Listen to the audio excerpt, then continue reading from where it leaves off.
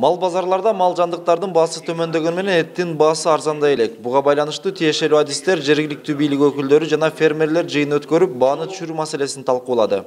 Резко токтотуп немени түшүр дегениңиздер кичине мен ошого не болду. Бакыт Бакшиев Кара Суу районундагы фермерлердин бири. Анын айтымында акыркы 2 апта ичинде базардагы мал жандыктын баасы түшкөн. Бирок бул эттин баасы арзандайт дегенди түшүндүрбөйт. Эт кымбат болуп аткан убакта мал базарда малдардын баасы кымбат болгон да. Малдардын баасы кымбат болгон. Биз ошол кымбат убагында алганбыз. Анан азыркы убакта биз ону резки түшүрө турган болсок, биздин баккан чыгымдарыбыз да актабай калат да. Фермердин кошумчалашынча эттин баасы акырындык менен 1 айдын ичинде арзандап калышы мүмкүн. Бааны түшүрүү боюнча мамлекеттик монополияга каршы агенттигинин Оштогу башкармалыгы да иш алып барып жатканын айтат. Жана уже нокатта 400 сомго түштү. Өзгөндө 400 сомго түштү. 1 килограмм малдын этичи. Ошол эң кымбат болуп аткан азыр райондор Кара Суу менен Араван району 450 болуп атат, Ош шаар болуп атат. Бул уже убактылуу нерсе деп ойлойбуз. Уже мындан ары да уже түшөт депчи.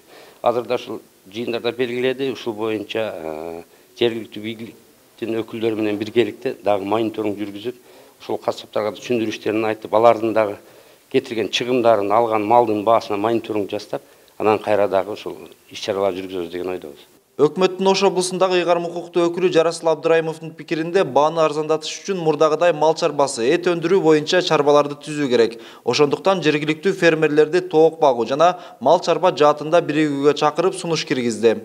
Мени баандай коопсуздандырганы бул малдын башы саны өспөй эле ошол эле бир типте турат окшойт, турат экен да акыркы жылдарда. Кээ бир жерлерде азайып кеткени.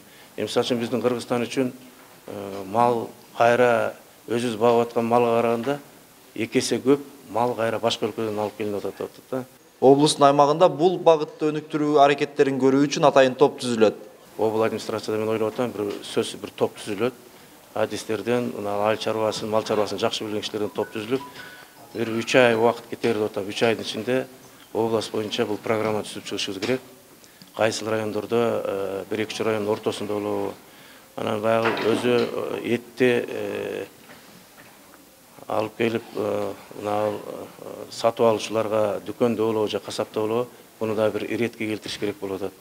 Бүгүнкү күндө эттин баасы облустун ар бир районунда ар кандай болуп, килограммына 380 сомдон 470 сомго чейин сатылууда. Буга чейин өкмөт тирүү мал жандыкты башка өлкөгө чыгарууга тыюу салган болчу. Эрмек Муратбек уулу, Мунарбек Арзыбек уулу, Пирамида Ош.